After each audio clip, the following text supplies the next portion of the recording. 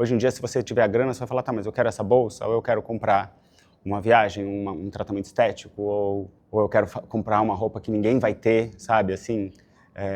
E então eu sinto que essa construção do eu, essa busca das pessoas pela autenticidade está mudando totalmente o consumo.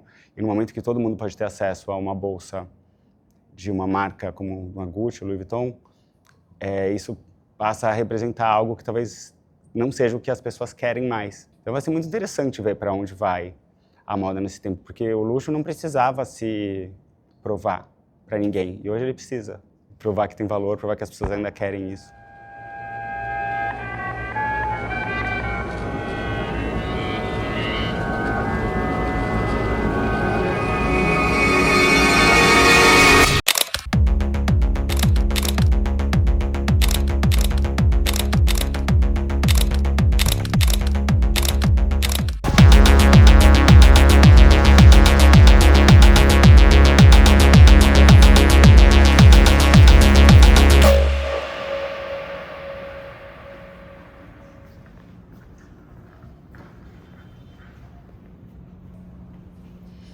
Obrigado. Obrigado. Ah, melhor, né? Bora. Retrato falado. Jorge Grimberg, nasci aqui em São Paulo. Quando eu era criança, eu não tinha a menor ideia do que eu queria ser. Essa é a verdade. Eu tinha muita confusão do que eu gostava, do que eu não gostava. Eu demorei muito tempo para entender o que eu queria ser. Eu só descobri quando eu fiquei mais velho, eu comecei a escrever, que eu gostava de escrever. Depois que eu já tinha uns 20 anos, assim. Eu estava escrevendo poema na faculdade de administração.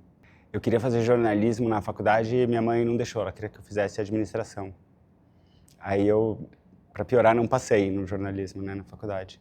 Mas eu sempre quis ser, e aí eu trabalhei numa empresa que chama WGSN, comecei como estagiário, é uma empresa de pesquisa de tendências, e tinha uma parte muito grande de conteúdo de jornalístico. E aí logo eu fiz amizade com os editores e pedia para escrever, e uma hora eles deixaram. E aí começou assim. A moda sempre fez parte da minha vida, desde que eu era criança. Meu pai tinha fábrica de jeans no Brás, em São Paulo. A minha melhor amiga na escola era filha do Tufi Dueck, que era um super estilista, que na época estava vivendo um auge. E eu ia em desfile, eu tinha 12, 13 anos no São Paulo Fashion Week. Então, meu primeiro emprego sempre foi com moda. Eu nunca pensei em trabalhar com outra área, assim. Isso é uma certeza que eu tive. Tem muitas decisões na minha vida que até hoje eu não sei, mas essa decisão eu não tive que tomar, porque é muito natural, assim, para mim. Minha mãe comprava muita revista de moda internacional e eu adorava, eu lia e eu adorava aquilo. Acho que tem uma coisa de... Todo mundo se apaixona pelo jornalismo de moda, se apaixona pela criação daqueles universos, né, que são super artificiais, mas que eles parecem uma realidade mais interessante.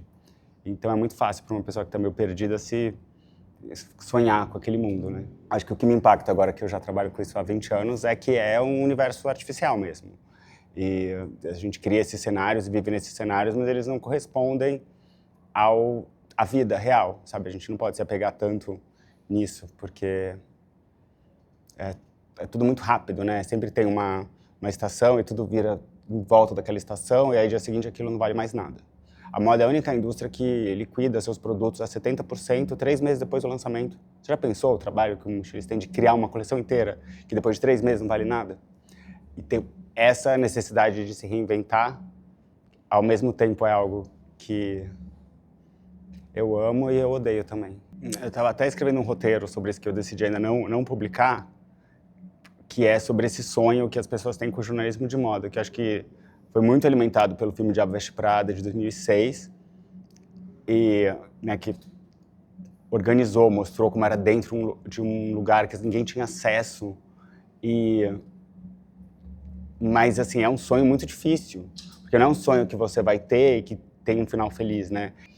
Mas, enfim, é uma indústria de muita paixão, assim. Quem tá lá tá porque ama, porque quer fazer parte daquilo. E como a frase do filme famosa, tem 1 milhão de pessoas querendo se você não quer, sabe? Então, assim, é um sonho que tem muita coisa boa, mas é como um sonho profissional, ele é muito desafiador, porque assim, eu cheguei em lugares que eu nunca imaginei e mesmo assim não era um emprego, eu tinha que arrumar uma outra coisa para ganhar dinheiro. Então esse é um desafio e uma crise constante na minha vida, assim. eu trabalhei nessa empresa que chama WGSN, eu fiquei lá 10 anos. E é a maior empresa de pesquisa de tendências do mundo, assim. Foi a melhor escola que eu poderia ter tido. E lá eu trabalhava primeiro no comercial, depois no marketing, fazendo freelancer de conteúdo. E a empresa patrocinava o São Paulo Fashion Week. Então, desde muito novo, 2 semanas por ano, a gente tinha um lounge lá. Eu ficava lá e eu queria muito participar daquela indústria. Eu comecei fazendo fotos de street style. E aí eu vi que eu não era um excelente fotógrafo, mas eu falei, o que eu preciso fazer para existir nesse universo? E aí eu vi que tinha uns jornalistas de moda. Naquela época nem tinha influenciadores. Então eu comecei a escrever, eu já escrevia carta de amor, sei lá, qualquer coisa, o diário. E deu certo, assim, eu comecei a ter muito espaço.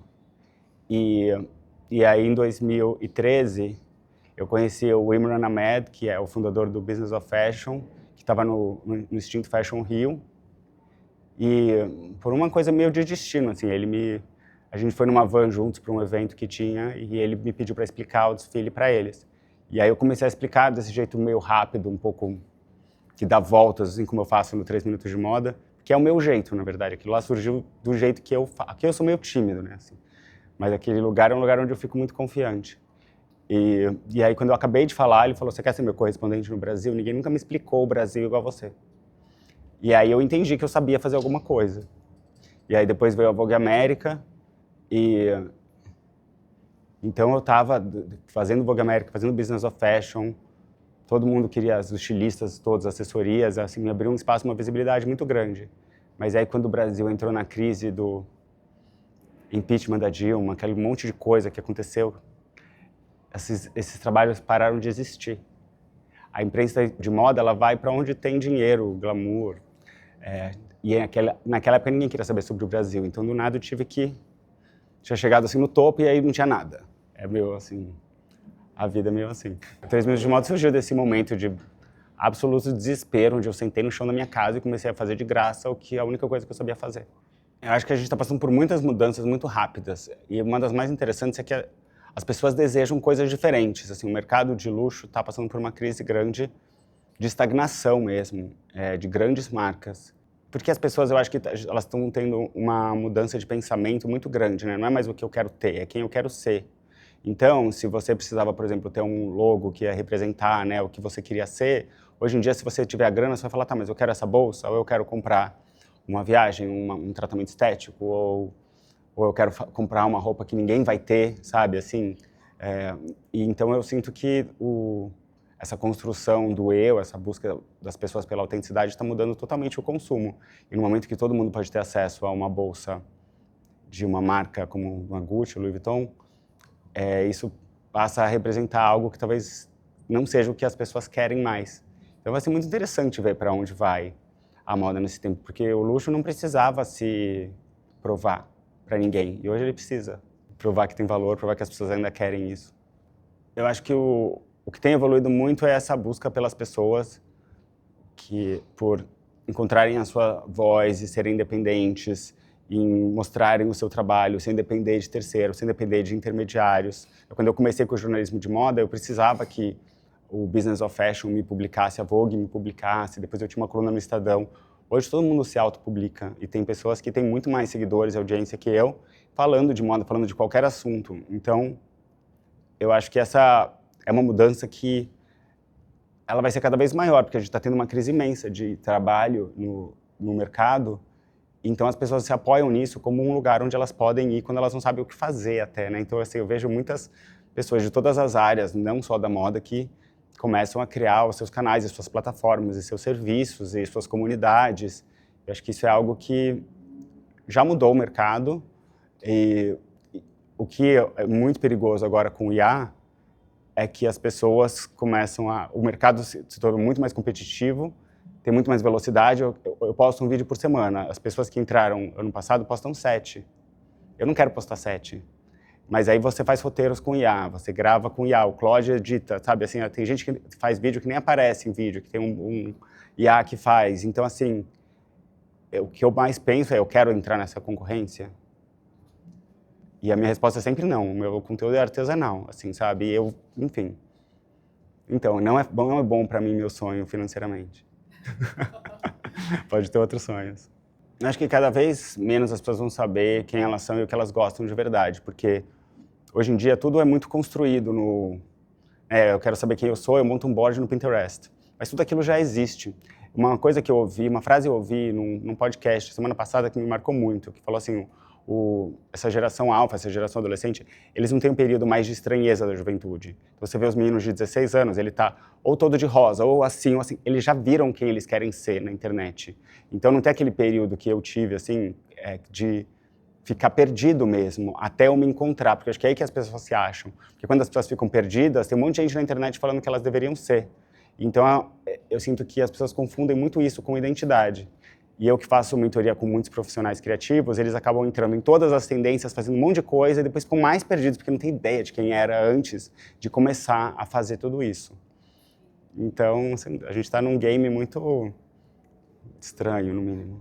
O caminho sempre foi, para mim, sobre experimentar, sobre fazer as coisas do jeito que eu acreditava, com os recursos que eu tinha, explorando coisas novas, não ter medo do que eu não sei. E aos poucos entendendo, né, quais portas eu quero abrir, quais portas eu quero fechar, quais lugares eu quero ir, quais lugares eu não quero. E entender que eu acho que o que mais, para mim, me leva para os outros lugares é eu sempre ter um espaço importante para a minha criação. Acho que quando eu consigo continuar criando, continuar inspirado, continuar produzindo, eu vou num melhor ciclo. Assim, as coisas acontecem do jeito que elas têm que acontecer, eu acho. Eu escrevi um livro que chama Vida Criativa, que quando eu fiz a minha migração para o jornalismo, eu escrevi como se fosse um manual para os que gostariam de viver uma vida criativa, que é possível para todo mundo, né? As pessoas acham que elas têm que ser de um jeito ou de outro, então é um livro que tem 20 entrevistas do começo da minha carreira de jornalista, de uma ordem formada como um manual, que elas acabaram virando a minha mentoria depois de algum tempo. Acho que o que eu mais gosto de escrever mesmo são as análises de comportamento que eu faço, de conseguir pesquisar e registrar. Eu gosto de contar a história de outras pessoas, assim. E hoje eu tenho focado muito no trabalho de criação dos vídeos e dos cursos, das mentorias que eu tenho feito, porque foi assim que eu consegui transformar isso em um negócio, né? Fiz um mestrado, que minha tese de mestrado era como eu posso ser jornalista de moda e viver disso, basicamente. E aí eu criei um projeto de educação inteiro, com mentorias, workshops, seminários. Eu entendi que muita gente, assim como eu, ia precisar se educar constantemente no mercado que a gente está. A gente, todo mês tem coisa nova para aprender. Toda semana, todo dia tem coisa nova para aprender. E acho que os algoritmos só confundem a gente do que a gente deve aprender, né? Devo aprender IA ou direção de arte? Devo aprender design gráfico ou fotografia ou edição de vídeo ou marketing digital? Tudo, na verdade, né? Então, eu sinto que esse foi o caminho que eu escolhi. Então, nos últimos anos, eu tenho dedicado minha escrita, minha criatividade para esse lugar. Eu acho que eu sempre busquei, né? Meu livro chama Vida Criativa, né? Então ele falava sobre tudo, né? Eu sempre fui muito escolha onde você quer morar. Tem uma frase no meu livro que é assim, imagine um mundo, é um parque de diversões que você acabou de chegar, você tem um bilhete na mão e você pode percorrer o parque inteiro do seu ritmo. Cada pessoa vai fazer. Tem uma pessoa que vai ficar o dia inteiro na fila de um brinquedo, tem outra que vai em todos, tem outra que vai furar todas as filas. Assim, acho que a gente está num mundo assim. Então, acho que eu tinha uma energia muito de querer entender qual era a melhor vida que eu podia levar e otimizar tudo e buscar soluções. Então, eu fui morar em Barcelona, eu fui morar em Nova York.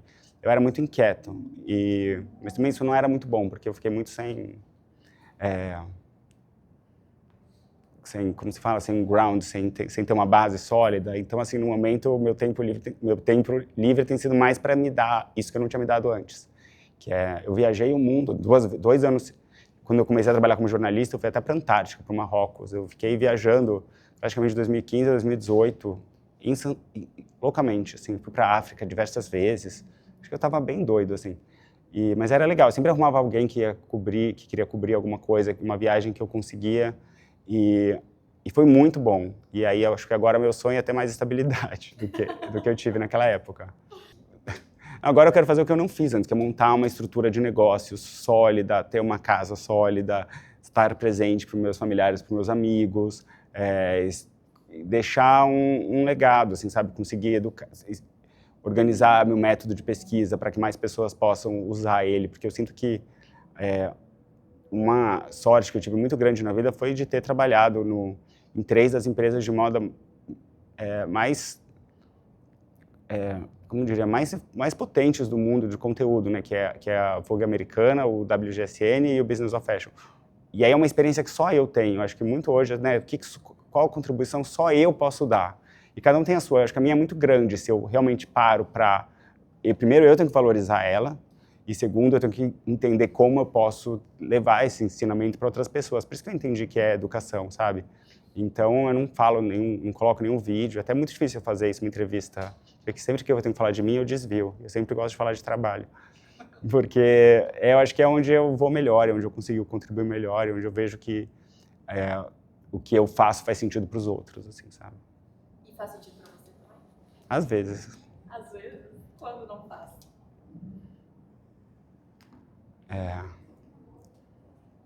A equação de ter que entender o que é trabalho remunerado, o que é uma doação, o que é investimento.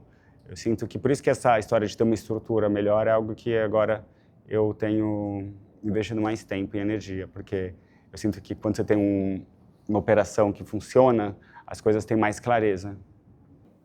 Para mim, sempre que eu me perco, o lugar onde eu me encontro é numa folha em branco, quando eu começo a escrever, porque para mim escrever é a maneira que eu entendo o mundo, quando eu paro para elaborar o que está acontecendo.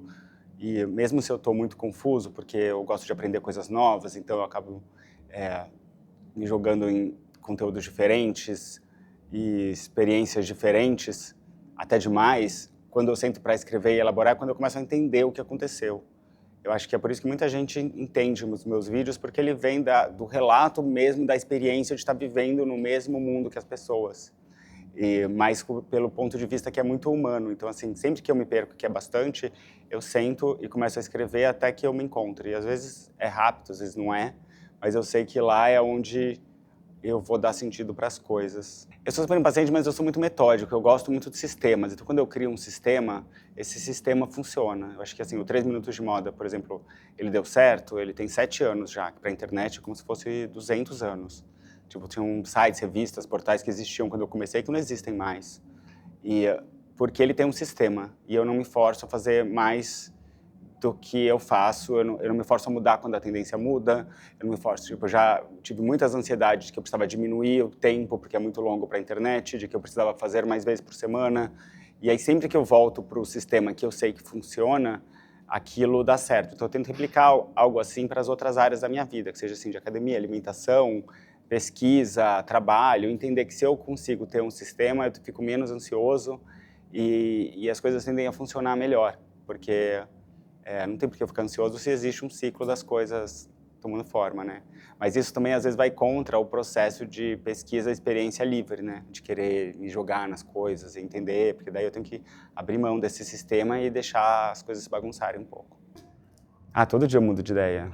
É insuportável conviver comigo, principalmente para mim. Eu mudo de ideia o dia inteiro, é quase a minha natureza. Porque eu sou muito aberto para ouvir, para conhecer. Então, assim, eu procuro não ter opinião fechada sobre nenhum assunto. Até porque eu sou um pesquisador. Então, se você me falar uma coisa que para você é diferente de mim, eu vou ouvir e vou depois tentar entender. Porque acho que isso faz com que me enriqueça muito o meu conhecimento, o meu ponto de vista. Com certeza. Eu me permito mudar de opinião todo dia.